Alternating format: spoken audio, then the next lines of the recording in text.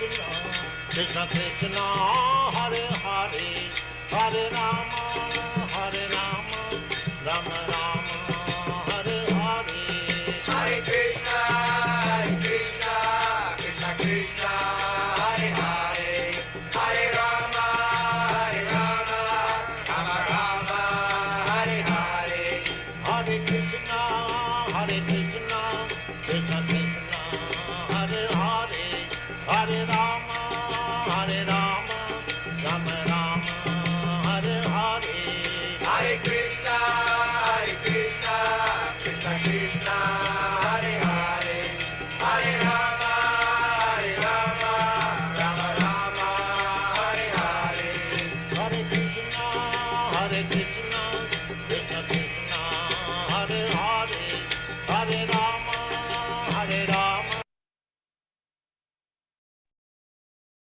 Hare Krishna, Prahlad Prabhu, Dandavat Pranam Prabhu. Hare Krishna, Prahlad Priya Prabhu, Dandavat Pranam. You are able to hear me, Prabhuji?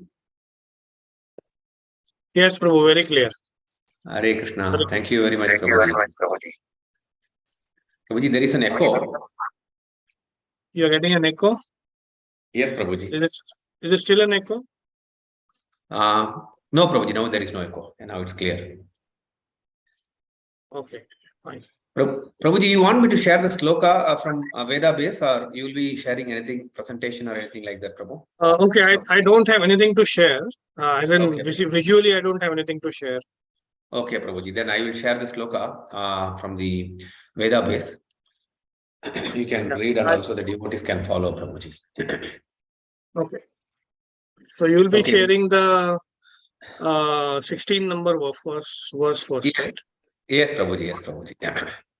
Okay. We are ready, Prabhuji. So we can start if you are ready.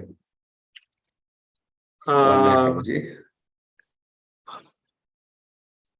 I don't see the shloka as yet. I don't know where to go and check it. 1 minute, Prabhuji. I'm going to share it now.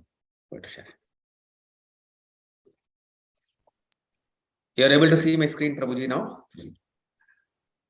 Yes, very clearly. Okay, Prabhuji. Hare Krishna devotees, Dandavat Pranam. Welcome to Nityam Bhagavata Sevaya. Today we are very fortunate to have the association of His Grace Prahlad Priya Prabhu, and he will be sharing the nectar from Srimad Bhagavatam, Canto 4, chapter number 28, sloka number 16 to 18. Yes, Prabhu. So I will start now. Om Jnanatimirandhasya Jnananjana Shalakaya Chakshurunmilitam Yena Tasmai Shri Gurave Namaha. Namo Vishnu Padaya Krishna Presthaya Bhutale Srimate Bhakti Vedanta Swaminiti Namine. Namaste Saraswati Deve Gauravani Pracharane Nirvishesha Shunyamadi Paschatya Deshatarane. Mukam Karoti Vachalam Pangum Langhayate Girim Yat Krupatamaham Vande Shri Guru Dinatarinam Paramananda Madhavam Shri Chaitanyam Ishwaram. Hare Krishna, Krishna Krishna, Hare Hare, Hare Rama, Rama Rama, Hare Hare. Om Namo Bhagavate Vasudevaya. So we will begin with 4:28:16. How do I scroll it, Prabhuji? Are you? Is it okay, Prabhu? Yeah, enough.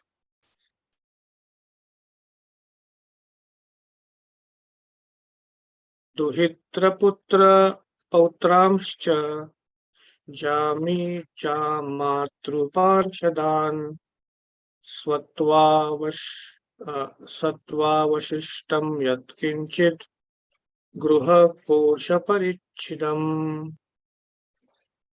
Duhitru, daughters, Putra, sons, Putran, grandsons, Cha and Jami, daughters-in-law, Jamatir, son-in-law, Parshadan, associates, Swatva, property, Avishtam, remaining, Yat Kinchit, whatever, Gruham, home. Actually, this window is not allowing me to, yeah, okay. So I need to take it out of the top. Go. 1 minute.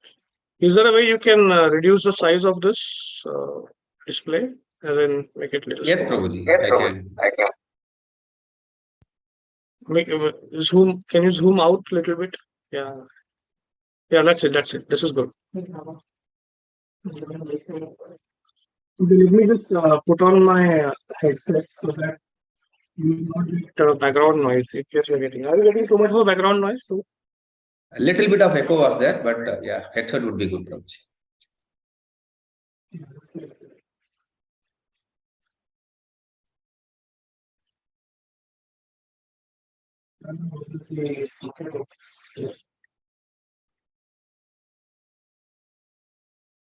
Okay, are you able to hear me now? Yes, Prabhuji, very clear. Okay. So translation and purport by His Divine Grace A.C. Bhaktivedanta Swami Srila Prabhupada.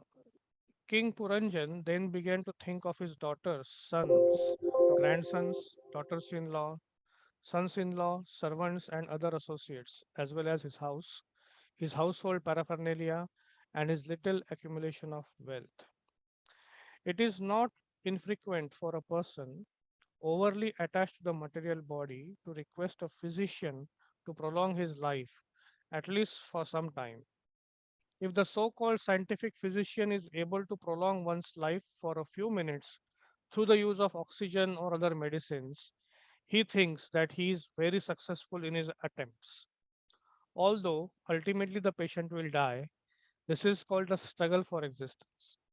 At the time of death, both patient and physician still think of prolonging life, although all the constituents of the body are practically dead and gone.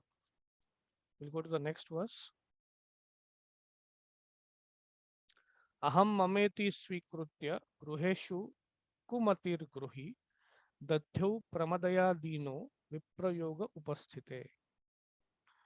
Aham is I, mama is mine, iti is thus, swikrutya is accepting, gruheshu in the home, kumatihi whose mind is full of obnoxious thoughts, grihi the householder, datyau turns his attention to pramadaya with his wife, dinaha very poor, viprayoge when separation upasthite occurred. Translation. King Puranjan was overly attached to his family and concepts of I and mine. Because he was overly attracted to his wife, he was already quite poverty stricken. At the time of separation, he became very sorry. Purport. It is clear in this verse that at the time of death, thoughts of material enjoyment do not go away. This indicates that the living entity, the soul, is carried by the subtle body, mind, intelligence, and ego. Due to false ego, the living entity still wants to enjoy the material world. And for want of material enjoyment, he becomes sorry or sad. He still makes intellectual plans to further his existence. And therefore, although he gives up the gross body, he is carried by the subtle body to another gross body. The transmigration of the subtle body is never visible to material eyes. Therefore, when one gives up the gross body, we think that he is finished. Plans for material enjoyment are made by the subtle body, and the gross body is the instrument for enjoying these plans. Thus, the gross body can be compared to the wife, for the wife is the agent of all kinds of sense gratification. Because of long association with the gross body, the living entity becomes very sad to be separated from it. The mental activity of the living entity obliges him to accept another gross body and continue his material existence. The Sanskrit word stri means expansion. Through the wife, one expands his various objects of attraction, sons, daughters, grandsons, and so on. Attachment to family members becomes very prominent at the time of death. One often sees that just before leaving his body, a man may call for his beloved son to give him charge of his wife and other paraphernalia. He may say, my dear boy, I am leaving. My dear boy, I am being forced to leave. Please take charge of my family affairs. He speaks in this way, not even knowing his destination. Next verse. Shrimad Bhagavatam 4:28-18. Lokantaram gatavati mayyanatha kutumbini vartishyate katham tvesha balakan anushochati. Loka antaram is into a different life. Gatavati mai, when I am gone. Anatha, bereft of husband. Kutumbini, surrounded by all family members. Vartishyate, will exist. Katham, how? To, then. Esha, this woman. Balakan, children. Anushochati, lamenting about. Translation. King Puranjan was anxiously thinking, alas, my wife is encumbered by so many children. When I pass from this body, how will she be able to maintain all these family members? Alas, she will be greatly harassed by the thoughts of family maintenance. Purport. All these thoughts of one's wife indicate that the king was overly engrossed with the thoughts of woman.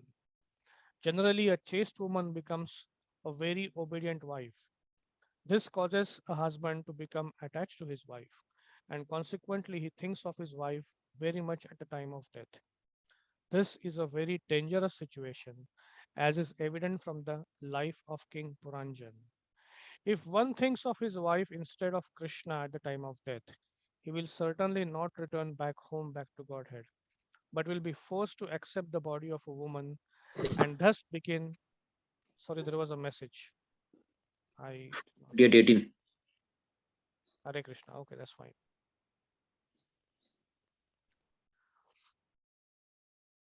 Ah, if one thinks of his wife instead of Krishna at the time of death, he will certainly not return home back to Godhead, but will be forced to accept the body of a woman and thus begin another chapter of material existence. Jai, Srila Prabhupada ki jai. Okay, so thank you first of all to Shankarshan Priya Prabhu for giving me an opportunity to serve all of you. When he explained to me that there are these Bhagavatam verses spoken every day, it was extremely inspirational to see that there are a group of people who are every day willing to study Srimad Bhagavatam and every day willing to hear it in the association of devotees, although it may not be happening in person physically, but yet happening electronically. And that's extremely inspiring.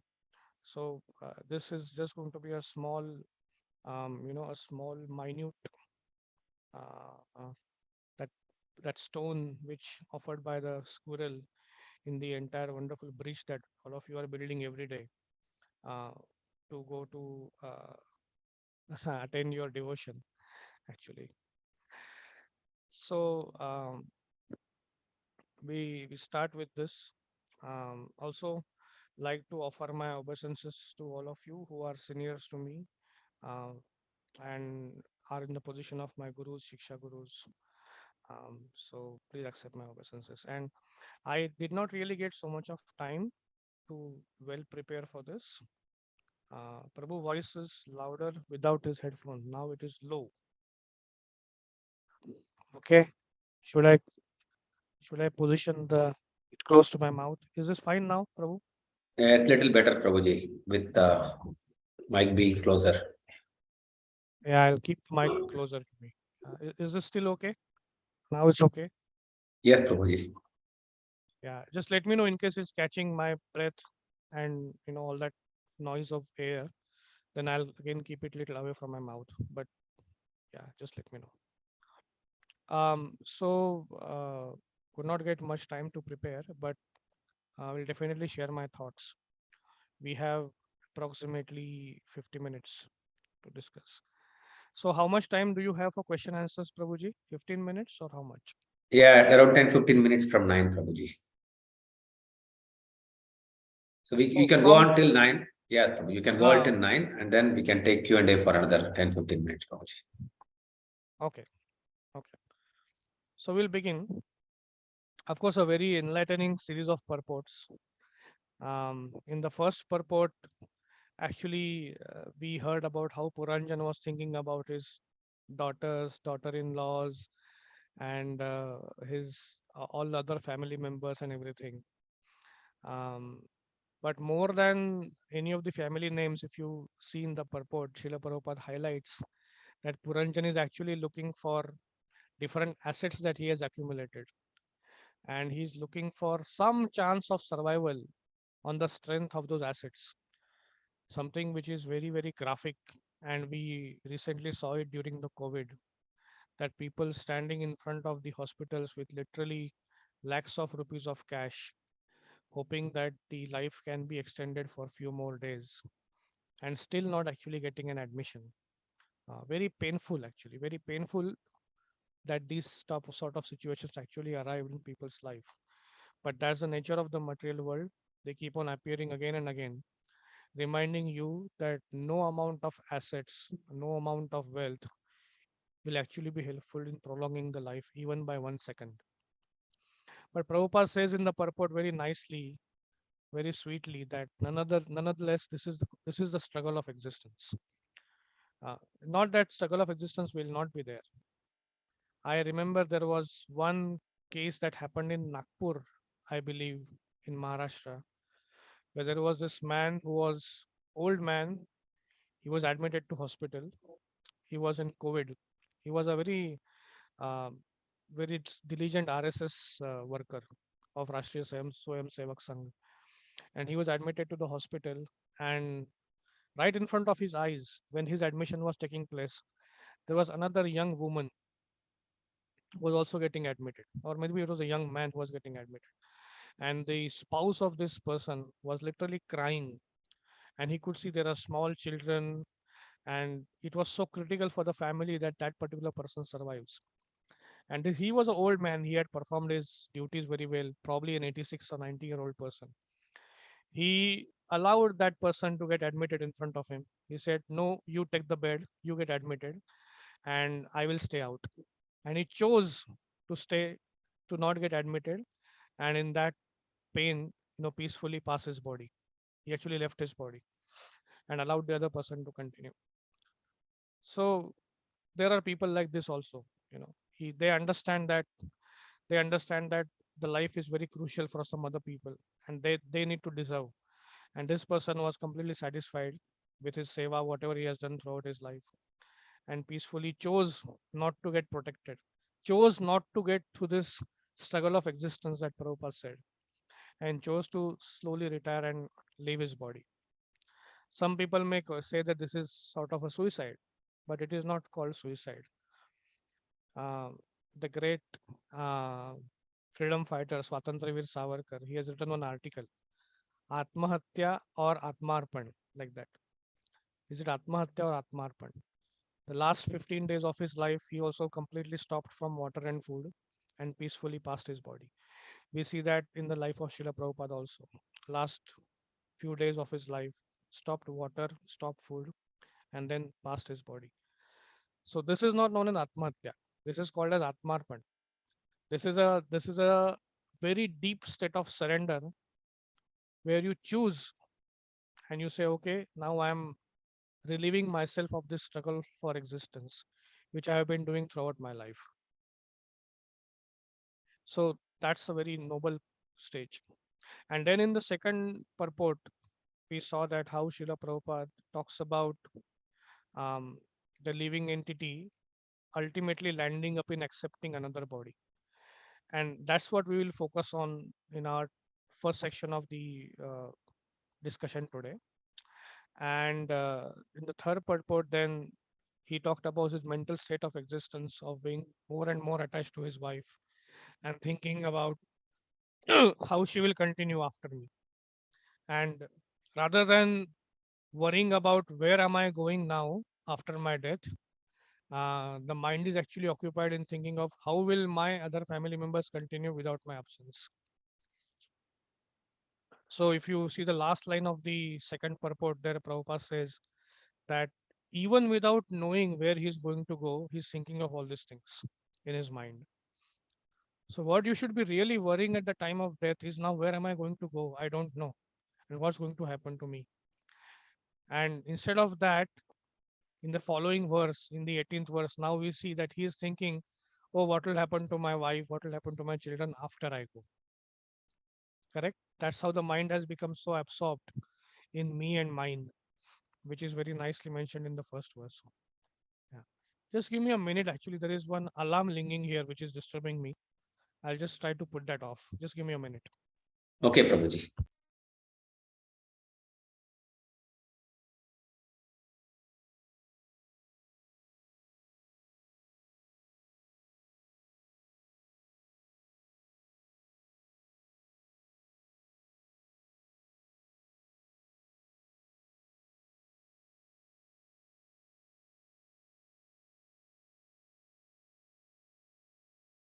Yes, I am back. Thank you. So I just wanted to discuss in the second purport, and actually in the second purport that we see that Prabhupada is explaining very nicely. Uh, how is it that the living entity accepts another material body at the time of death? In this entire analogy that we are talking about, the analogy that has been given is the analogy of the relationship between husband and wife. Keeping that analogy in the forefront, the interaction between the soul and its subtle body, and the interaction between the subtle body and the gross body is very nicely explained.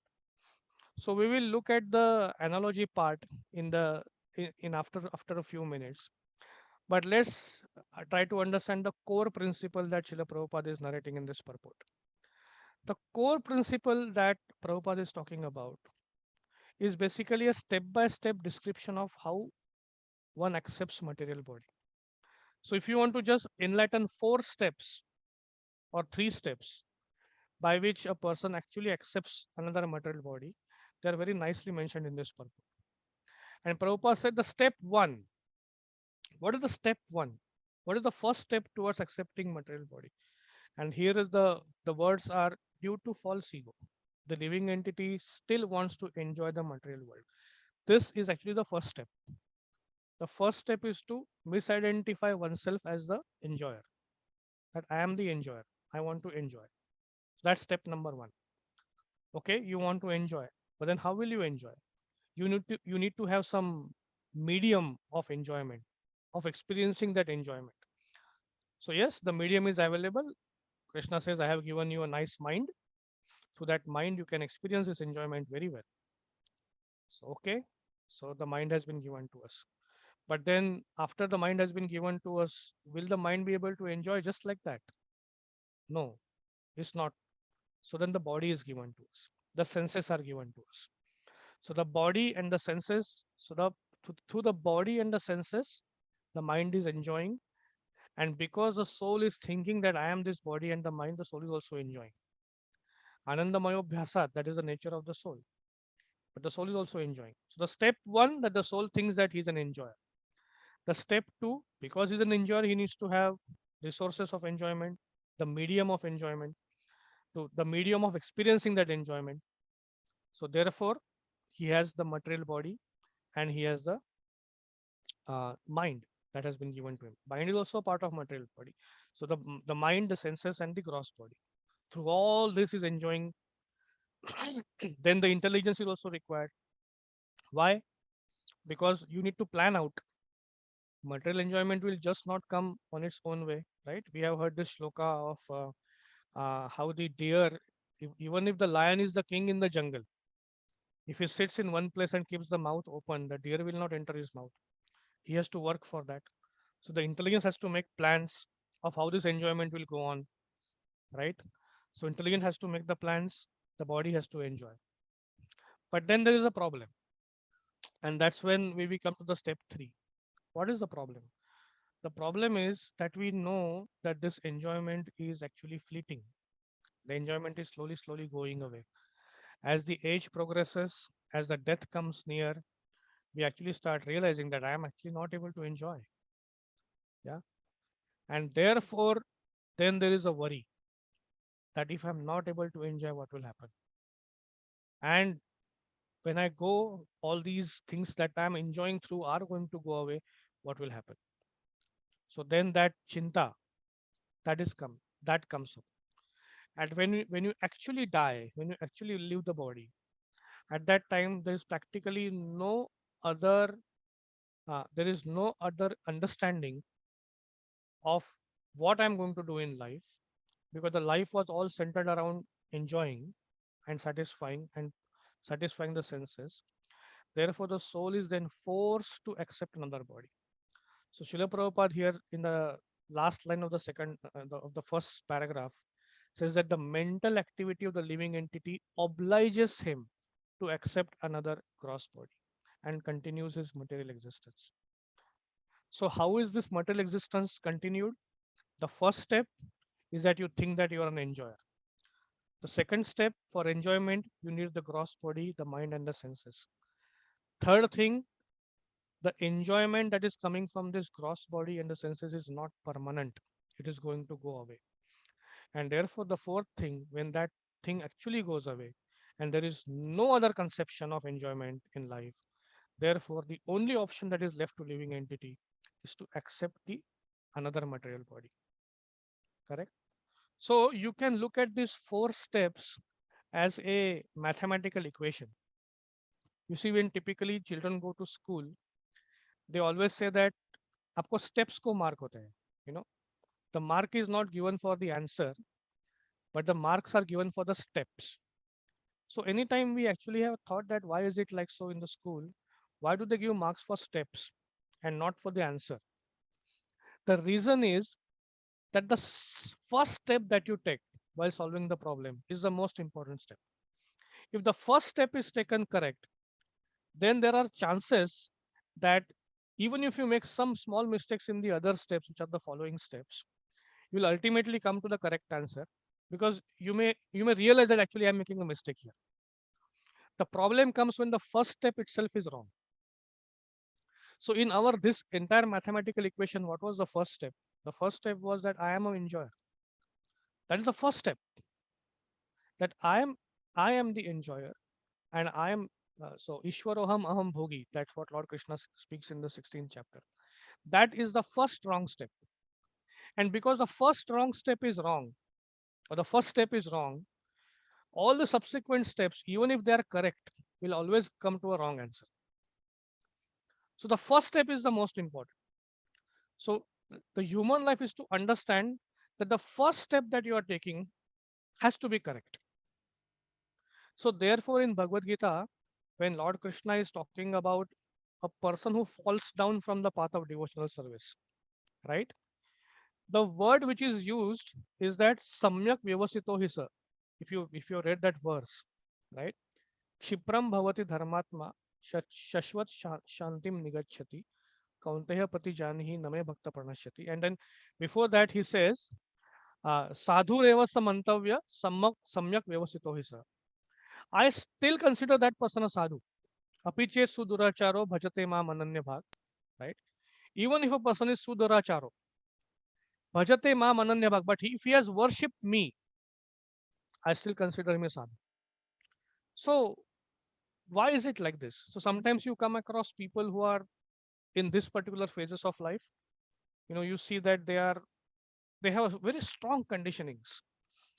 They maybe even engage in some sort of activities which are, and when you look at that person, you say that how can this person be a devotee? You know how, because the conditioning from the past is so vast, right?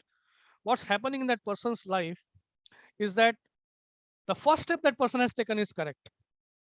He has acknowledged the fact that I am not the enjoyer, Lord Krishna is the enjoyer. Therefore, he or she is continuing the devotional service. But the subsequent steps are going wrong. So Krishna is saying Samyak Vyavasito hi sir. He's still properly situated. Why still properly situated? Because still at least the first step is correct. If the first step is correct, even if the subsequent steps are wrong, Lord Krishna is going to ensure that he corrects his subsequent steps, and Kshipram Bhavati Dharmatma. Very soon that person will become a Dharmatma, right? But if the first step itself is wrong, then nothing can be done about that person, right? So the first step here, Lord Krishna, Prabhupada was pointing out in this purport is that Lord Krishna is the enjoyer. So if one really wants to ensure that he does not continue the material existence, the first step has to be correct. That is slowly accepting the fact that Lord Krishna is the enjoyer, right? And now we will come to this wonderful analogy that Srila Prabhupada was giving in this purport. The analogy where Prabhupada said that how the the wife is actually compared to the body, and the soul and the mind which is enjoying through this body is this King Puranjan. And then because the body has been throughout the life a medium of giving all the happiness to the soul, that's why how the soul is thinking about living. And in the last few lines of the purport, whether Prabhuji said Hare Krishna, if you see that the last few lines of the third purport, Prabhupada says that if one thinks of his wife at the time of death instead of Krishna, then everything is destroyed. Can we just read that line once again? That line was very heavy. Uh, it says that this is very dangerous situation. This causes a husband to be attached to his wife, and consequently, he thinks of his wife very much at the time of death. This is a very dangerous situation, as is evident from the life of the King Puranjan. If one thinks of his wife instead of Krishna at the time of death, he will certainly not return back home, back to Godhead, but will be forced to accept another body of a woman and thus begin another chapter of material existence. Very strong and very heavy statement. It's like there is no could be, might be, or possibility. This is a very emphatic rule. It's like a Siddhanta type statement that if it happens like this to you, then there is no question of you returning back home, back to Godhead. But you will be forced to accept the body of a woman. Sorry, that alarm has again started ringing. Just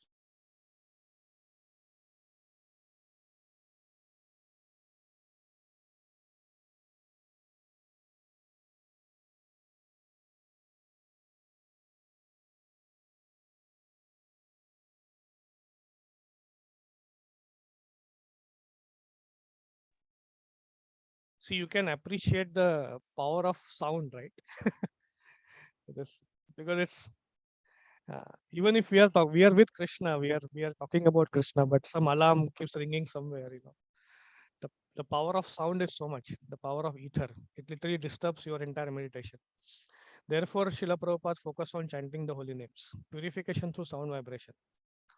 Prabhupada said that in a situation of sleep, the only thing that you can hear is sound.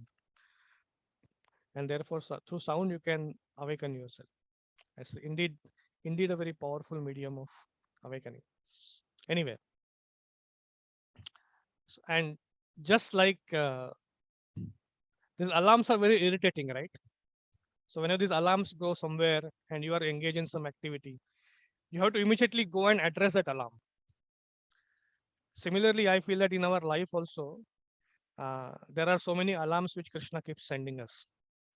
The alarms that come through, okay, because you see, there are the nature keeps talking to us in various ways, but you should be sensitive enough to detect that alarm. And when that alarm comes, you need to immediately stop everything and go and address the alarm. That's required. If you don't do it, then calamity is guaranteed. Anyway, so coming back to the purport. So Prabhupada is saying here that it is a very dangerous situation to be attached to. And as a matter of Siddhanta, as a matter of fact, he is saying that you will not be able to go home back to Godhead. So when I read this whole purport, I just tried to first of all understand what is the situation of most of the people around. You see, Shrimad Bhagavatam is telling us things which are natural. So whatever we talk, whatever we read right now is all natural, right? So it's natural that a person gets married. It's natural that he receives a lot of happiness and lot of satisfaction in that marriage.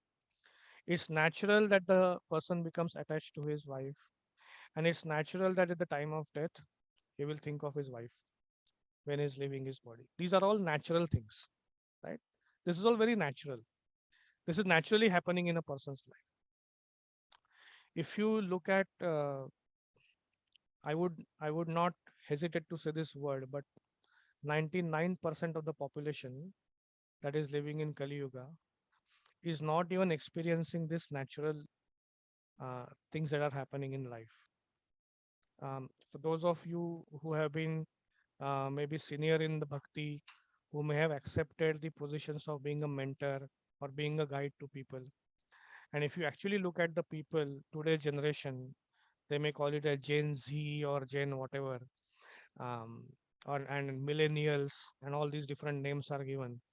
If you look at the married life of these people, I don't think that they are even experiencing this natural process which is given in Shrimad Bhagavatam.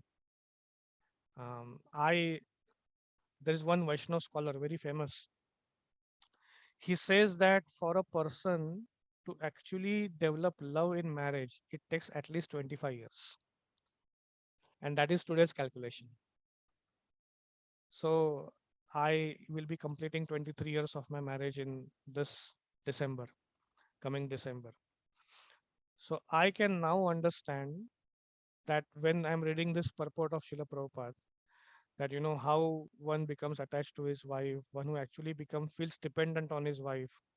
I'm actually able to correlate to this after 23 years of my marriage, right? So at least to even be able to correlate to what is given in Shrimad Bhagavatam purports as a natural process, I think it requires in Kali Yuga at least 23 years or 25 years, as the Vaishnava scholar says, right? At least after 25 years, you actually start experiencing a dependency and love between husband and wife. And Bhagavatam straight away comes ahead and says, even that is bogus, even that is wrong, right? So we know of this gradation which is given uh, in various literatures. You find it, right? Even Shubha Vilas Prabhu speaks about it in his in Ramayan book, and we have read ample messages on this topic. That there is something called as Prakriti, something which is natural, and then when you go below that Prakriti, then you have Vikruti. That means completely a spoiled situation. And when you go above the Prakriti, then it is called Sanskriti. So generally people say that you're hungry and you want to eat food. That is Prakriti. You are naturally, by the arrangement of nature, there is hunger created in the heart. Even a small child becomes hungry as soon as the child is born, and the child demands the milk from the mother. It's natural. So it's natural that you become hungry, and after you become hungry, you need to have some food. This is a natural process. But then, what is Vikruti? Vikruti means once you keep eating food even when you don't need it. And if you see, most of, again, 99% of the people in today's age, they keep eating food when they don't even need it. Like, in my office, there is a stressful environment. You feel like keep eating something constantly just to stay awake because the day is so hectic. We see so many children when they watch some movies, they read books, they want to keep on eating. It's not that they're hungry, but they just want to keep on eating when this is happening. And then so many, and sometimes you're just walking on the street, you see a stall, a food stall, you feel like, okay, let me go and have it, because you see the other person. I was listening to one particular person, and he was saying that if I'm watching a movie or I'm watching a TV serial or I'm watching a video, and if the person in the video eats something, then that person immediately feels the desire of eating. He immediately pauses and goes and opens the fridge and eats something after that. So all these different ways of eating that exist, they are actually Vikruti. They are not Prakriti. They are not natural. They are all Vikruti. And a person who is actually hungry, he wants to eat, but then there's another person who is more hungry sitting next to him. He understands, he senses it that this person is actually hungry. The person comes to you and says that I need some food. And then this person is so generous that he actually shares the food.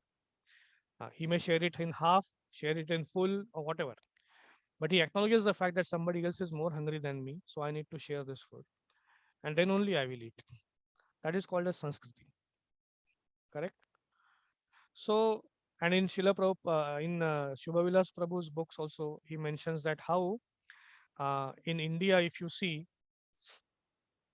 there is a Kishkinda Kshetra, which is somewhere in the central south of India. Above Kishkinda is Ayodhya, and below Kishkinda is Lanka. And he says that the people in Kishkinda Kshetra, they are known as Vanara. So Vanara means, Va means are you, and Nara means a human being. That means people are generally engaged in activities where they need to be questioned: are you a human being or you're an animal? So sometimes you do things like a human being, sometimes you do things like an animal. So these are the people who are the confused lot. So the confused lot is natural. That is Prakriti. Prakriti is that you're a confused lot, right?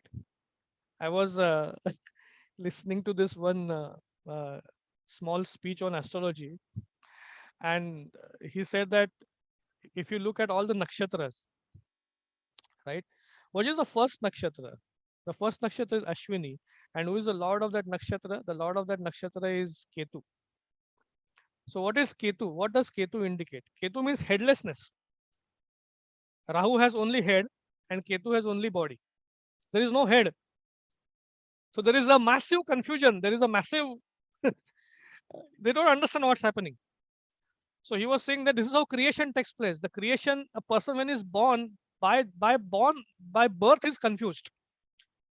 Therefore, Janmana Jayate Shudro Samskarat Bhavet Vijah. This verse we read. But what is this Shudra that he's talking about? Shudra means a confused person. He doesn't understand what to do at what time. So by nature, a person is confused. That is that is so confusion is a natural thing, Prakriti. Right? And then when you go above Prakriti, there is Sanskriti. So people in Ayodhya, they are not confused. They have full clarity on what to do things and how to do things. Like Sita is not confused. Should I go with my husband? Not go with my husband? What will happen to my beauty cream, to my lipstick, to my nail polish? Who will provide me all these things in the forest? There is no confusion like this. She just goes to forest. Yeah, that's full clarity. And then Lakshman goes to his wife and says that, yeah, I am going with my brother. There is no confusion. They are just married, extremely beautiful personalities. And then very pleasantly, this lady who is Lakshman's wife, forgot the name, but she, I'm not getting the name anyway. So she's so gracefully, she says that, yeah, I'll accept being here. And then later on Urmila, thank you. So Urmila Devi, she very graciously accepts the fact that I'll stay at home. And not only that, then she also accepted the fact that, okay, you can keep serving Lord Ram and stay awake, and I'll accept your sleep as well. So Urmila Devi would sleep for her own needs, and then she would also sleep for her husband. She would also, fulfill the quota of the husband's sleep, and Lakshman would be staying awake in the forest, serving Lord Ram and Sita. You may be thinking, oh, so nice, no? Just to sleep, officially allowed to sleep 12 hours in a day. That is such a wonderful thing. No, don't think like that. Urmila Devi she's a princess, right? She's a princess, and princesses love to be actively involved in politics. They love to be, you see, the greatest histories and politics that you see in the world is actually created through women. If you analyze various histories, world histories, you see in the our country itself, the three major personalities that existed, they are known as three gems of India. There is this concept of matrutva, netrutva, and kartutva. Like matrutva is motherlyhood, netrutva is leadership, and kartutva is doing action. And the mother of Shivaji Maharaj, Jizamata, she epitomizes the principle of matrutva. Then the Queen of Jhansi, Rani Lakshmibai, she epitomizes the principle of netrutva. And by the way, I am not saying it. It is written in the letter by Sir Hugh Rose, who was the person who was specifically deputed to defeat the mutiny of 1857. Sir Hugh Rose in his letter writes that after the Queen of Jhansi died, after Rani Lakshmibai died, there was no suitable leadership in the enemy's camp. This is the statement of Euros. There is no suitable leadership in enemy's camp after Queen of Jhansi dies. So that is the principle of Netrutva.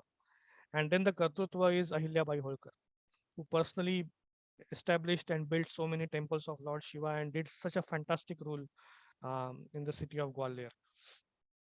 So you can see that this is the feminine energy. So don't think that Urmila wanted to nicely sleep and enjoy these 12 hours of sleep. No, for her that was a sacrifice. That was a dedication. But there's a complete clarity, right? There is no confusion. And when you go down in Lanka, there is complete chaos. Vali is saying that to Ravana, okay, you enjoy my wife.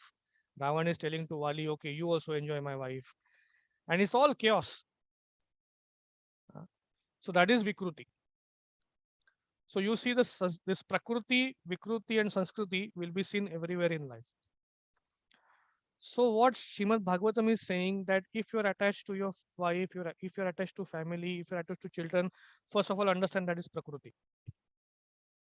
But then from Prakriti, we need to transcend to the level of Sanskriti. And what is that jump that we're talking about? Going from Prakriti to Sanskriti. That jump is to correct our first initial step that we talked about, right? And that initial step is that I am the enjoyer. That was the initial wrong step that we all took. Now, I just want to focus a few things on this aspect of um, that is analyzed here, that wife is through whom a person derives different sense gratification. So just try to understand what is the natural part behind this. There is a famous saying which says that men are from Mars and women are from Venus, right? There's a famous book also which somebody wrote. So what is this entire principle of Venus that we talk about, right? So you see that generally we say that Srila Prabhupada writes in purport always, and many women always object on this particular purport. Or at least when you speak it to normal women who are not yet devotees, they don't like it.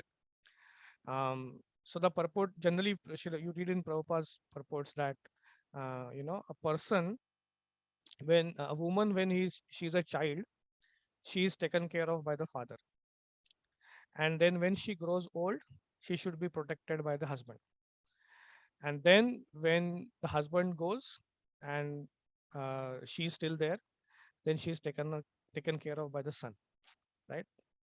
And when if you show this purport, or you show this type of text to women who are financially independent, self-reliant, they don't like to read it.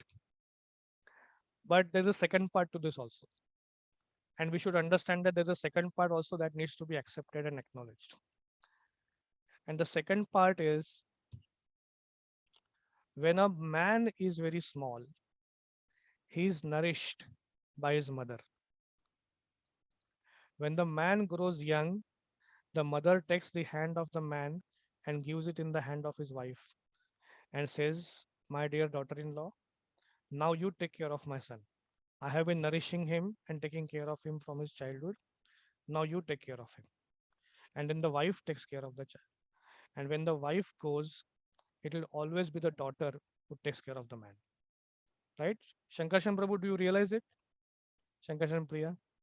Shankarshan Priya Yes. Prabhu has a wife, beautiful wife. He has mother and he has two daughters. Right? Prabhuji. When the wife is not around, the daughters manage the whole show. Yes, Prabhuji. Don't have to do anything. Correct? Yes, Prabhuji. Am I right? Yeah. So this is the second part of the story. Right? The second part is, when a man is small, the mother takes care of him. When the man grows old, the mother gives the hand of that man in the hand of the wife. So now you take care of him. The wife takes care of him completely. And then from there, the daughters take care of him. So there is this principle of poshana. This is the principle of nourishment that comes from this feminine element in life. The responsibility of nourishing the society, of providing nourishment, of providing care, it always has to come from the feminine aspect.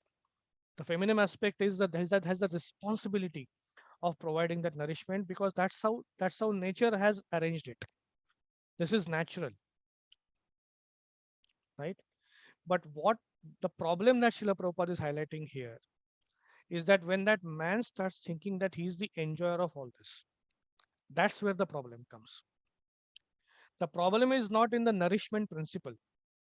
The nourishment principle will continue to exist because that is natural, right? Just like the word vivaha, when a man gets married to a woman, it is said that it is vivaha. So often it is said that there are certain Sanskrit words for which the English substitutes do not really fully, you know, they do not fully convey the same meaning as the original word. So vivaha is something like that. The marriage doesn't fully convey the meaning of the concept of vivaha. If you see um, the word vivaha has never the concept of copulation or uh, a sort of physically enjoyment is not even present in this word. Neither the word vi represents it, neither nor the word vaha represents it, right? So what is this vivaha all about? It is mentioned that vaha means to flow, right? Just like behna. In Marathi also we say nadi vahte. So the river is flowing. So vaha means to flow. So when the husband and wife they come together, their life becomes like a river. So what does a river do? A river keeps on benefiting everyone who comes in contact with the river. So as the river is flowing, an animal comes, drinks the water of the river, bathes in the river, goes away. Um, a human being comes, they will take bath in the river, they'll wash clothes in the river, they'll use the water for farming, they'll use the water for cooking, they'll use the water for other purposes, right? The river keeps on giving. The river keeps on giving, keeps on giving. Somebody may block the river, use the water for hydroelectric power plant. Again, the river flows, goes, and the river keeps on giving only, right? Whoever comes in contact with the river obtains something from the river and becomes happy, yeah, and becomes satisfied. The principle of toshana that happens. So vaha is actually like that. So husband and wife they come together. Whoever comes in contact with them, they derive some benefit and they become happy, right? So the concept of toshana or poshana will always be there in the married life, but the husband and wife need to understand that the life is now arranged in such a way that as we keep on flowing and flowing and flowing, whoever comes in contact with us, they will get something from us. We'll have to together give something to them. The Vaha, the river, comes in contact with the spiritual movement like ISKCON. They keep giving everything to ISKCON. They keep giving things to Krishna consciousness. They come in contact with Guru. They give everything to Guru, and that is like the success of the Vivaha process, right? Because ultimately, where does the river go? Ultimately, river goes into an ocean. So there has to be somebody who is like an ocean, who is willing to encompass you, and that ocean is Krishna. Only the ocean of Krishna has unlimited capacity to accept as many rivers as possible into him. Correct? So the Guru is compared to a beautiful rain cloud who takes the mercy from this ocean, who showers the water over the rivers, and then rivers again go back and go into the ocean and nicely merge into the ocean. Correct? So if one is having this understanding that ultimately my life along with my wife is like a river. Whoever comes, I need to give something. I need to contribute in some way. And the greatest blessing that I have in my life is the mercy of Guru, which is showering upon me like a rain. And ultimately, this river has to go and merge into the ocean. If this conception is there, then the first step that the person has taken is the correct step. You see, therefore, a river, it may take some wrong steps in between, but ultimately it goes and meets the ocean. And that's how the devotion was compared to the river by Queen Kunti in her prayers also. So ultimately, the first step has to be correct. If the first step is taken correctly, that I am not the enjoyer, I am a contributor. Srila Prabhupada says this very clearly in the when Prabhupada talks about the 9 processes of devotional service. When it comes to the principle of Sakhyam, uh, Prabhupada uses a very beautiful word to translate the Sakhyam. He says that a living entity is a cooperator. Uh, so in the calculation of Krishna, we are simply a cooperator. I recently heard something very nicely in Srila Prabhupada's purport. So I will share that and then we can end the discussion. No, Prabhupada says so wonderfully. He says that uh, you always feel that, I want to love Krishna. And we are always occupied with our ideas that how will I love Krishna? How will I increase? But he says that actually this is the opposite way. Actually, Krishna is constantly worried that how he will ensure that you start loving him. Krishna has to make plans that living entities start loving him, right? And then Srila Prabhupada gives an example. He says, in the entire amidst the full philosophy of Bhagavad Gita, suddenly what is the reason for Krishna to speak? Uh, you know, um, what is that shloka? Uh, Patram pushpam phalam toyam yome bhakta prayachati. You can offer me a small leaf, a small water, flower, uh, yeah, and some fruit, and I'll accept it. Why does Krishna say like that? Because Krishna wants you to love him. So Krishna is saying that you love him. He said, I will accept. Don't worry. I will accept it. You just offer. Huh? And then he also says, Ashnami prayatatmana. So some prayatatmana, some effort needs to be done. Again, you cannot be like a lion sitting in one place.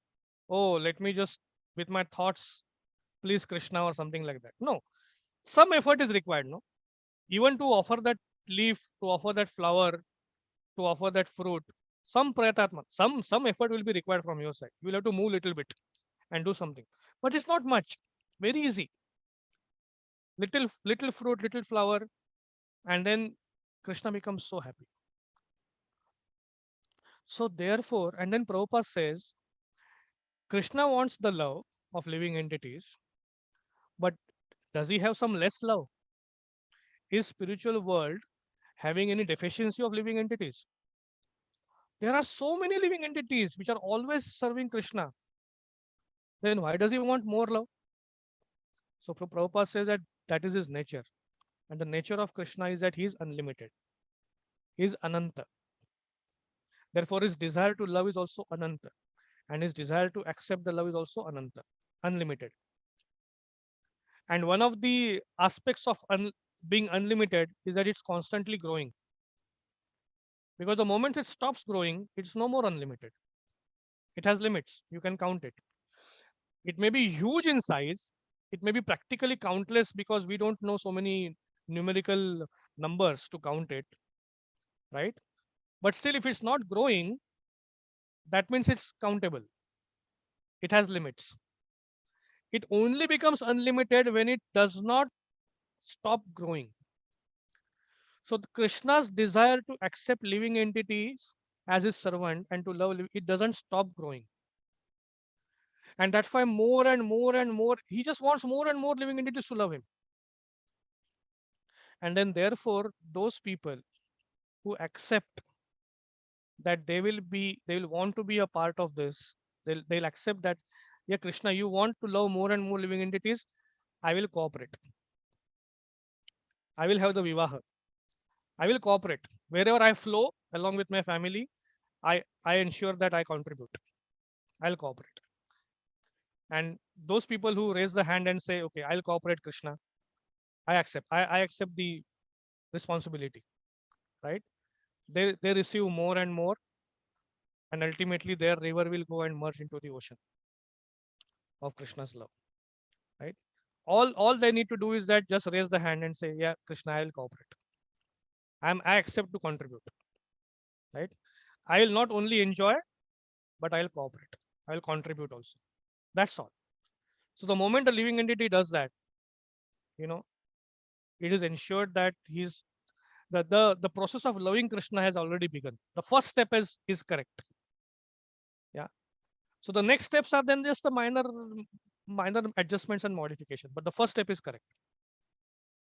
So it's ensured that that person will some point in time will go back to God because he has willingly accepted to be a contributor. So that's what my understanding was from these purports of Srila Prabhupada. So with this, we are almost coming to 9 o'clock. So I will end here. Srila Prabhupada ki jai. So anybody has any questions, then we can take. Yeah, and also I may not have done proper justice.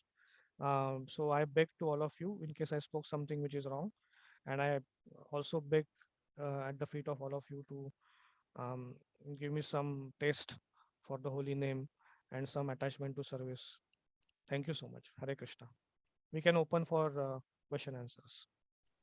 Hare Krishna, Prahlad Priya Prabhu, Dandavat Pranam. Thank you very much for wonderful class, especially, the 4 steps of what Prabhupada has described. And, I was always worried, despite taking Krishna consciousness, why I have so much of anarthas. But, your point that, taking the first step, is the Krishna gives mark based on the step that we follow. That gives a lot of inspiration. Thank you very much, Prabhuji. I think devotees may have questions. Gokul Chandra Prabhu, thank you. Please. Gokul Chandra Prabhu is my guide. Prabhuji, please. Unlimited obeisances at your feet, Gokul Chandra Prabhu. Prabhuji. So, sorry, I was not available in the beginning of the lecture to introduce you to all the devotees here. In fact, we don't have to introduce you because you are one of us. You were here with us for, even though it was a very short time that you were with us. In fact, we could see practically you were exemplifying everything that you are speaking today. You are walking the talk. Anyway, even though you don't need introduction, for my purification, I would like to say a few words. Prahlad Priya Prabhu is a very, very senior devotee. In my observation and understanding, in all these years, I have had the good fortune of knowing Prahlad Priya Prabhu since the year 2000, 1999. So since that time, from not only in my own personal observation and also from what I heard from other senior devotees who are his equals and his seniors, and he is a very, very gentle, very mature, very grounded devotee who has a very deep understanding of the Shastras with perfect practical application. And he has been an inspiration for so many devotees, including myself. As many of you may remember, when he was here, we had the good fortune of hearing from him directly when in the temple hall. So, thank you so much, Prabhuji, for giving us your association. Hope to keep getting your association more and more. Hare Krishna. Thank you. I don't have any of these things. Maybe I need to be like this, what you said now. It's a reminder that I think somebody is asking question. Radha Bhavini Mataji. Yes, Mataji. She has raised her. Hare Krishna Prabhuji, Dandavat Pranam. Dandavat to you. Hi, Hope everything is fine, Mataji, with you, at home. Yes, Prabhuji, by your and Mataji's mercy. On this forum, I would just really like to thank you from the core of my heart, my first Shiksha Guru in my journey of my Krishna consciousness, right from 1999. And Gokul Chandra Prabhu just stole my words. I was just going to tell that Prabhuji and Mataji really walk the talk. As Prabhuji speaks, they both practice. And that has been a great inspiration in my Krishna conscious journey. I am very grateful to you and Prabhuji, and very happy that you are there amongst us today on this Srimad Bhagavatam forum. I could not join in the start, but as I heard in the later part, I had this one question that you told Sita Mata was not confused, neither was Lakshman confused. But at some point of our journey, and when there are services, there is some confusion that arises, like what I have to do at this point. What would you suggest at that juncture, Prabhuji? Yeah, I mean, if you have an assistance, if you have a resource where you can consult with somebody who is more experienced, that is best. Sorry, is my voice very low? No, Prabhuji, you're audible. Yeah, okay. So, if you have the facility of consulting somebody who is more experienced, that is best. If you are really genuinely seeking a solution, what you should, most important part when we are confused in life is that never rush into a decision. That's the most important thing we should do. And many times when we are confused, depending on the situation, the confusion may lead us to becoming angry. The confusion may lead us to becoming lusty. It may lead us to becoming greedy. So any of these emotions can surface because of the confusion. And that is the time we have to understand that let me not rush into this at this point. The worst thing that you can do is rush into it and take a decision. So if you're angry, don't rush into it. If you're uh, greedy, don't rush into it. Just give me a minute. Again, some noise has started. Uh,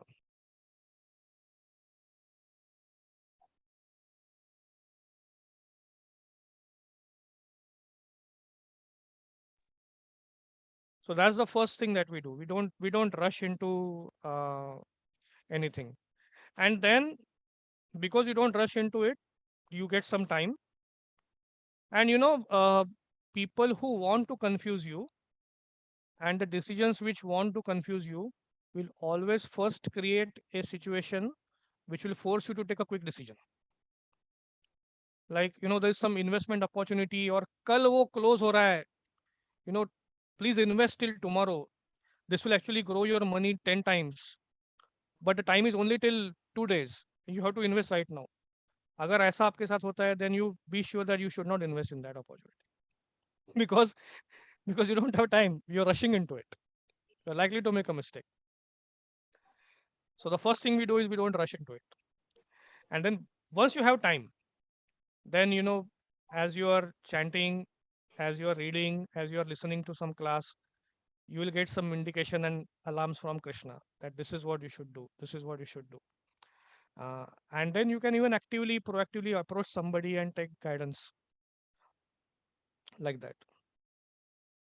Of course, because Sita Devi had Sita Devi had full clarity when she said that I will go with you, Lord Ram. And that was like accurate decision. But the decision when she forced Lakshman to go and chase the deer, that was something where she rushed into it. That there she should have been patient. She should have said no, you know, let. Of course, this is a Leela part, but I'm just taking purely on a human platform. Both decisions were wrong. The decision to ask Lakshman to go and chase the deer was also a rushed into decision, and the decision to cross the Lakshman Rekha and allow to herself to go out and give arms to Ravan also was a wrong decision.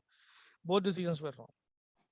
She rushed into both decisions. One was probably driven by greed, and one was driven by uh, false compassion or an emotion of compassion. But both should have been controlled, right? But of course, Sita Devi is worshipable for us. We don't say that she took a wrong decision, and we don't blame her for that. But that is the learning part which I'm talking about. Rushing into this because Lakshman told that don't go out. The Guru is saying that don't go out right now. I'm coming back, and he was also saying that trust me, this thing is not a deer. I know all. Lakshman is Supreme Personality of Godhead. Suddenly he stepped into those shoes of Supreme Personality of Godhead. He said, I know all 84 lakh species of life. There is no such species existing. I am telling you. Take it from me. This is an illusion. He is a demon. But her desire to own a pet was so powerful that time that she didn't listen to the instruction of a guru. So don't rush into anything. And the opportunities will come in front of you, will always force you to take a quick decision. Be sure of this. They'll always force you to take a quick decision, and you have to say no, sorry. Because what did I say? The creation of God, we are all headless creatures. Ketu. By nature, we are confused. So don't rush into a decision. Yes, I think is the question answered, Mataji? Thank you Sorry, I so don't know much, if Prabhuji. Yeah, like how you told, and towards the end, let us also be able to raise our hands and tell Krishna that yeah, we are there to serve to you. cooperate. Yeah. And, yeah, To and cooperate. like how you have been, you and Mataji have always done, right from 1999. You have given your time despite so many responsibilities and duties. I pray that in my Krishna conscious journey also, we are able to do the seva to whatever temple has given and give our time to all the devotees, like how you have been always doing and stretching. Thank you so much, Prabhuji and Mataji. Dandavat pranam. No, I don't stretch myself beyond my limits, but by the way. See, Krishna is unlimited, we are all limited. So, but within that limit, the principle of contribution should be followed. We are limited, but we are not enjoyers. That's what we should know. Yes, Saraswati Mataji is there, and then there is Charu Lata Mata. Oh, that's Champalata Mataji. Haripur. So Saraswati Mataji, we will. Hare Krishna Prabhuji, Dandavat Pranams. Thanks for the wonderful class, Prabhuji. Prabhuji, I didn't understand the 4 steps, and also practically how I have to contribute and cooperate that you are telling, Prabhu. Few sentences. Can you please instruct us, Prabhu? So the first step was, like, I can just repeat. The first step is to consider that you're an enjoyer. Then because you are the enjoyer, the medium of enjoyment is the body and the mind. So I need my body and the mind, and I need to take care of it, plan for it, etc. Then the third step is the obvious worry that comes because of that, because you know this is going to go away in some time. It's fleeting. And then the natural fourth step outcome of that, because you don't have any other conception of enjoyment except the enjoyment coming through body. So at the end of the body, when the body dies, you have to accept another body. There is no other choice left for you. Because the first step was taken as wrong, that I am the enjoyer. If the first step was taken that I am the cooperator, that I have to serve, I have to cooperate and I have to serve Krishna, then the next steps would have been taken out. So then I have this body. So let me use my body and my facilities to please Krishna, to please his devotees. Through that pleasure of serving Krishna, you will actually start nourishing. The principle of toshan, the principle of nourishment will start coming through that. And once you start experiencing that principle of happiness and poshan coming through Krishna consciousness, then at the end of the life, you don't have a confusion. Then you know, yes, there is something else that I can aspire for. So therefore, Bhaktivinoda Thakur said, Kita janamo ho yathatva das, bahirmukha brahma janme nahi as. Because bahirmukha brahma means you are Brahma, but your first step is bahirmukh. That means you are wrong. The first step is that I am an enjoyer. Rather, I take the first step correct and become an insect in the devotee's life, in a devotee's house.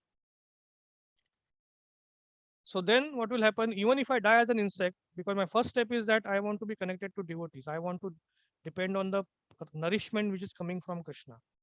So next time you will be born in a situation where you will continue that nourishment until the final moment where you ultimately reach Lord Krishna, the unlimited ocean of devotion, like that. And how you to cooperate and how you practically take the first step, how you go. The best, of course, the least that all of us should do is that we should ensure that we don't create a disharmony in the Sangha of devotees. That is the minimum we should do. If we are not able to contribute, if we are not able to cooperate, the minimum we can do is that ensure that we don't create a disharmony in the Sangha. That is the minimum. At least that much all of us can do. All of us can do. So we can all decide that, okay, I will not gossip. I'll not tell other person, what he did, he does like this. He actually thinks like this. This is the problem in his life. There's no need to do that. So as long as we do that, we will definitely not cause any disharmony. We will not rush into lines in temple. We will not try to use our own good contacts, inner contacts to achieve special favors. We will not try to have our own agenda. All these things we can do. This is the minimum all we can do. And then on top of that, the moment you start chanting Hare Krishna Mahamantra, if you are even if 1% serious, and you're every day telling Krishna that Krishna, please engage me in your devotional service. Krishna, please engage me in devotional service. That is the mood in which one chants. How can you even expect that no service will come to you? It will come to you. It has to come to you. That is the experience which any living entity has. And in India, there is no question about it. If no service is coming to you, Krishna from inside will start telling you, okay, do this service, do this service, do this service, because you're asking for it in chanting. So then whatever seva comes, we do it. We do it with most attention, most care. Then we do it like that. I was recently listening to one Srila Prabhupada's offering of very devotees, and Radhanath Maharaj, he made a point. He said that I'm so happy that all of you prepared your offerings so well and presented to Srila Prabhupada. They were all verbal offerings. They were not food offerings. But he was saying that I'm so happy that you prepared your offerings so well. That means devotees did not just go and offer something to Prabhupada just like that, random, spontaneously. They worked on it because they wanted to offer the best, like that. So whatever seva comes to us, we want to offer the best. We want to do the best and perform that seva, like that. So yes, we'll take the next question, and I think then we should end. It's already 9:15. Thank you, Prabhu. Thank you very much. Thank you, Mataji. Yes. Hare Krishna, Prabhuji. Yes, Champaka. Dandavats Pranam, Prabhuji. Dandavat. It's really a blessing to hear you, and that too live, because online is everywhere, but live has its own, importance. So, Prabhuji, I had one question that Prabhupada, in that purport, Prabhupada said that a chaste woman, serves the husband nicely, and that creates attachment for the wife. So this is like for the spouse in general, both the husband and wife. And that is dangerous, because then at the time of death, the husband may remember the wife. So how can we reconcile this, that in Grihasthashram, the husband wife, they take care of each other, and help them each other in all the aspects. But at the same time, it does not become an obstacle in remembering Krishna at the time of death.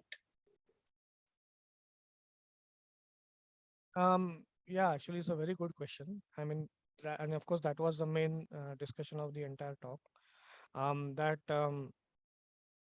Let's understand it like this. I was reading one purport of, no, this is a verse from Srimad Bhagavatam. And I think we are doing this 4th canto, right? So this verse is appearing in the 9th canto. And this is a dialogue spoken by Lord Vishnu straight to Durvas Muni. And actually, I don't remember the verse, Prabhu, otherwise I would have told you. But Lord Vishnu says that I am controlled by my devotees, just like how a chaste wife controls her husband. That's what Lord Vishnu says. He says, I am controlled by my devotees. This is what he tells to Durvas Muni straight. He says, I am controlled by my devotees. Vashi kurvanti mad bhaktya sat patnim sat patim yatha. He says, Vashe kurvanti mad bhaktya sat patnim sat patim yatha. What powerful sentence. He's saying, you understand this whole Vashikaran concept? Those who have dealt with this Vashikaran and all that, how those in Mumbai, you might have read there was a time in local trains, there used to be these advertisements, Vashikaran and all that. You go to some Bengali Baba who will do some Vashikaran. They'll completely control you. So that is the language which Krishna is using. No, Vashe kurvanti. That means my devotees do Vashikaran on me. And he says, just like Sat Patnim Sat Patim Yatha, just like a chaste woman controls her husband. Wow. When I read that verse, I was like, wow, what kind of analogy Krishna is giving. So my point is, unless you are a chaste patni, and unless you have a husband, chaste husband, and unless you have experienced that in your life, How will you even understand this purport which Krishna is talking about? So when Krishna is giving an analogy, you understand that that's what happens. That is the Prakriti. This is the Prakriti, and from there only we can transcend into Sanskriti. For a person who has never experienced it, a person who has never had a chaste wife in his life, or a woman who never practiced chastity in her life, when he reads this line in Srimad Bhagavatam, what she will understand? She will not understand anything. She will not understand the mechanics and the sweetness that is all involved in this. But because, a woman who is a good mother takes care of the child, when she reads about Yashoda Mai, she can actually correlate to what Yashoda Mai is thinking in her mind about Krishna. So all that she has to do now is to add Krishna into that all emotion, and then life is set. But if there has been no experience of this, then where will they go? How will they even appreciate this? So therefore, rather than worrying about, how that if I remain chaste to my husband, if I attach, I'll become attached to him. Instead of that now you are chaste to your husband and experience that sweetness and the wonderful control and everything and all that aspect. Now let's put Krishna into it and let's see how that manifests. You already have an experience in one area, so now you can slowly do something else based on that experience and then do that. You already have an experience, so you can appreciate it much better. But somebody who has no experience and no backlog, for him, that person to jump to this is practically very difficult. And therefore, then and the problem of this jump from somebody who has not been in a stable family, who has not experienced the pleasures of family life, the challenge of putting that person into devotional life then lies with the spiritual master, and it's a headache for the spiritual master. The spiritual master keeps on saying, "Arey, aisa karo, waisa karo," but the guy doesn't understand because he has no experience of these family relations and pleasures. So how will suddenly he fit himself or herself into the spiritual world, which is all about family life only, and it's all about close connection only? All that one needs to do is add the element of Krishna, and then slowly you go. So for a woman, husband is anyway, attachment to husband is anyway, even materially also, is not considered very bad, because the husband represents the Guru Tattva for a woman. The husband is not only, because naturally when she's serving the husband nicely, she's also pleasing the spiritual master. She's anyway performing deep religious activity. There have been great women in the past in history who all that they did is that they simply served their husbands very nicely. And through that particular karma, the Paramatma in the heart, they at suitable age gave the necessary intelligence to pick up devotional life. And then all they had to do is that because they already had the experience of serving husband so nicely, and now it's just all that is reposed to Krishna now.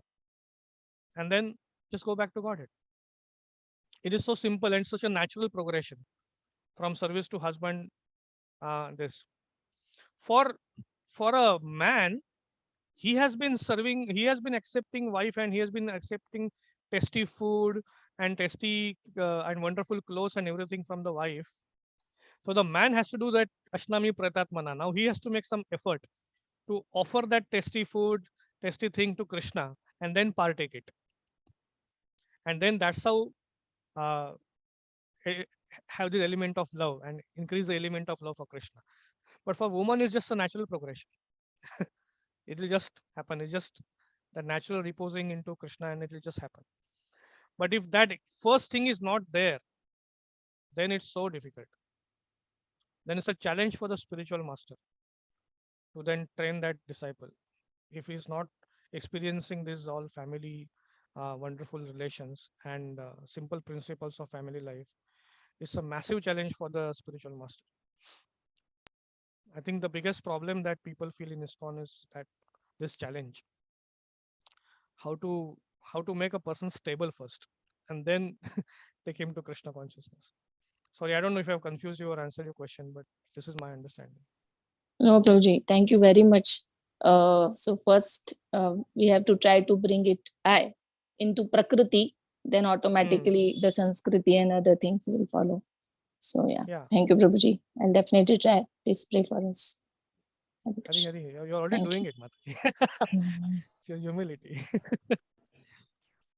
Champakrata Mataji and Rajkishore Prabhu are very wonderful friends of our family. Grown their children into such wonderful small children, an example actually to follow.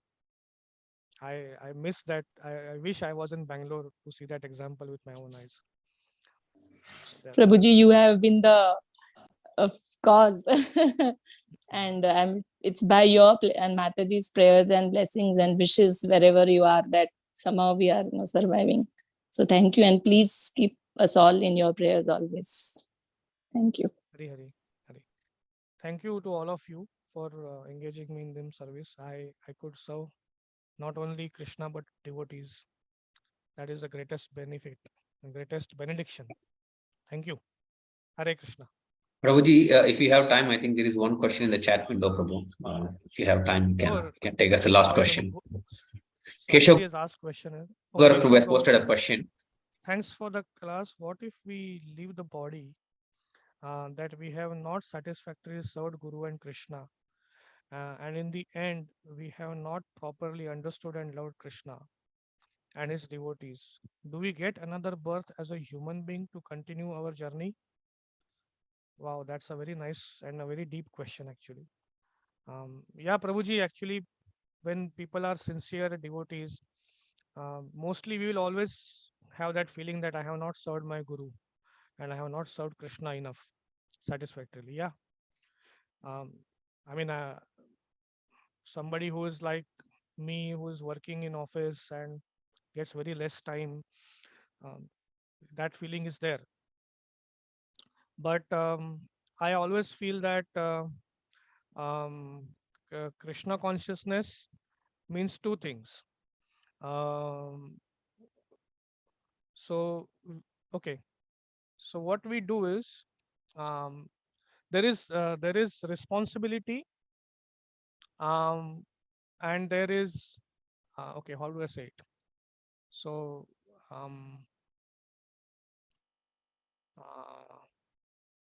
there is authority and there is responsibility, right? These two things are always there in life. So what is our authority? We don't have any authority as such, right? We are servants of Krishna. We have got the human birth. That's it. And our responsibility is that we need to serve Krishna. And Krishna's authority is that he is supreme enjoyer. And his responsibility is to ensure that you go back to Godhead.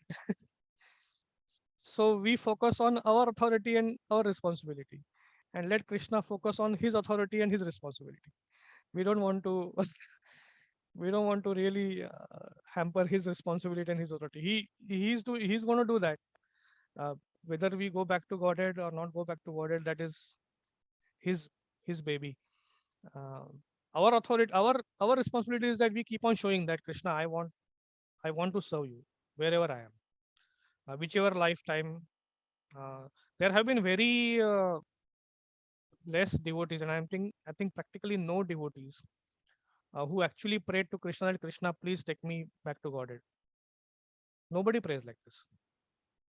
Devotees only they only pray for devotional service, and then wherever you are. And Lord Shiva, with a huge heart, he glorifies the devotees of Vishnu, and then he says that in the episode of Maharaj Chitraketu, he says that the devotees of Narayan, they are so glorious. Swarga, Apavarga, Narkeshu, Api Tulyartha Darshana. Whether they are in Swarga, heavenly planets, or Apavarga, that means attain liberation, back to Vaikuntha, or hell, Api Tulyartha Darshana. They all three are considered equal.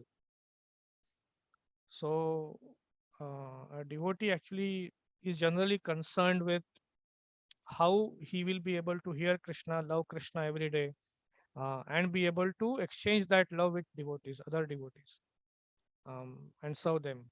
That is the consideration that the person always has, and the details of that that is left to Krishna. Okay, Krishna, you decide. But yes, Prabhupada said he actually said that a devotees, a person should ensure that this is his last lifetime. Prabhupada has many places said like that in purports. Yeah, but the way we ensure that is our last lifetime is by doing our responsibility the best.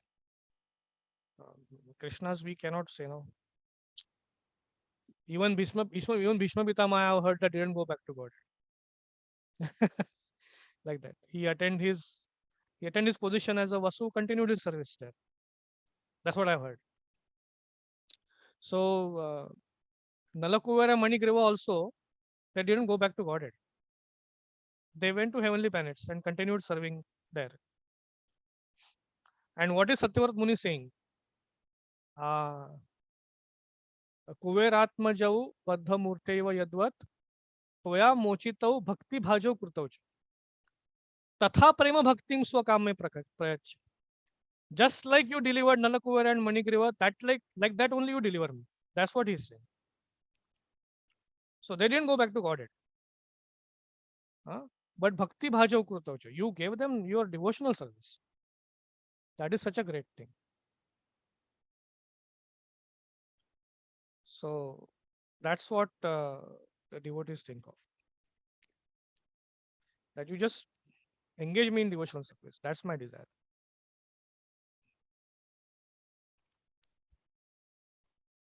Okay, I think we should end here.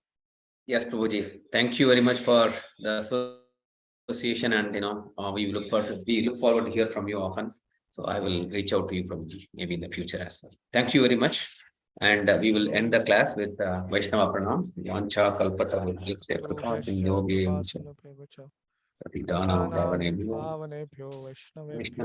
Namo Namaha. Grandra Srimad Bhagavatam ki jai. Jagat Guru Srila Prabhupada ki jai. Mata Koti Vaishnava ki jai. Thank you, Prabhuji, once again. Thank you very much. Thank you. Hari Bol. Thank you so much, Prabhu. Hare Krishna. Hare Krishna devotees, I will be ending the Zoom session now.